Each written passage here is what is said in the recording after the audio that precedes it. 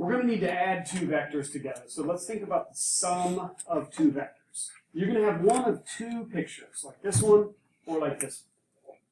And I call this picture the golf ball problem, and I call this picture over here the dog walker. And it's a little bit harder to understand one than the other, but they're both doing the same thing. They're talking about something called the resultant vector. Okay, so the resultant, so know that word. So the resultant vector is like the sum. And so let's look at this. Okay, a minute ago we graphed the vector 6, 8. So let's just start with that.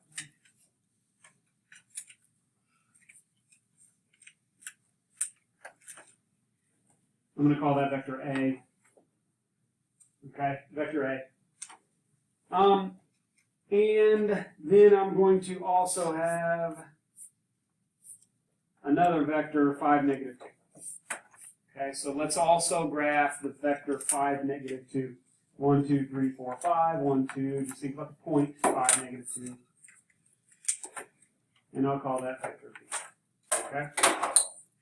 So, I want to add those two vectors together. Okay?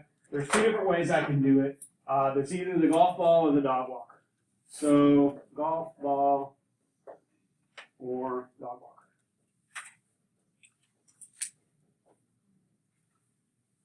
The way it's drawn right now, to me, looks like the dog walker problem. Okay? So imagine if somebody is walking two dogs. And one of them is a really big dog, and one of them is a really little dog. Okay? Those two dogs are pulling him. Let's say this guy's on roller skates.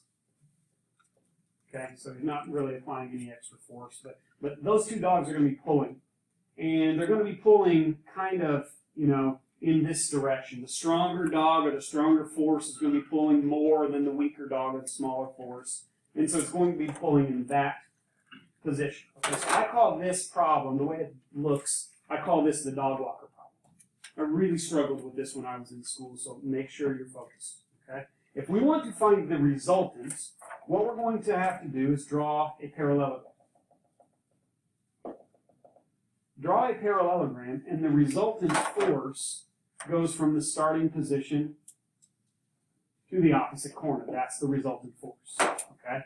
So that's what we're going to do. Every time we see a dog walker problem, we're going to draw something that looks like that. We have to draw the parallelogram and draw the vector connecting the initial corner to that opposite corner of the parallelogram. Okay? So if I wanted to look at the golf ball problem, let's change it. Let's say we're hitting a golf ball. And so here's a golf ball.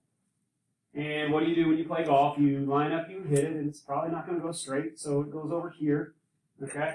And so then you go up and you hit it again. And so what I want to do is I want to hit this vector B, and I'm going to add this vector B onto the end of it. And so what should happen is you should end up, here's your first one, you hit your second one, and it should end up taking you to the same place if you do your picture right. Okay? The resultant vector is going from this start to right here. This is still the resultant. It's the same result. It's the same resulting vector, whether I do the golf ball picture or the dog walker picture. Okay, so just be aware that there are two different ones that you're going to have to look at. So when I look back here, notice this one is the golf ball. Hit the first ball, hit the second ball. Here's your result. It goes from start to finish. I think that's the easier one to understand. But over here, the dog walker problem, you've got two dogs. And those dogs are pulling you this way. There's your result. So when we have to add two vectors, let's say we're doing B and C. Okay? So here's vector B, and here's vector C. If I just have to add two vectors, I'm going to call this. Is this golf ball or dog walker?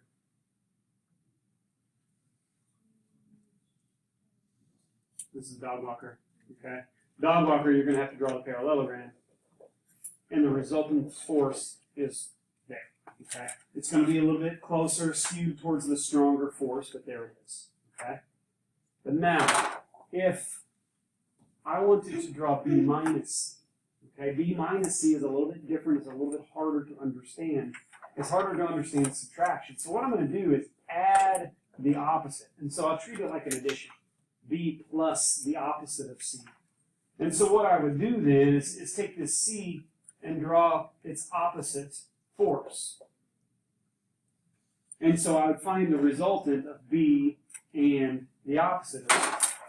And so here's B, and here's the opposite of C. I would draw that parallelogram.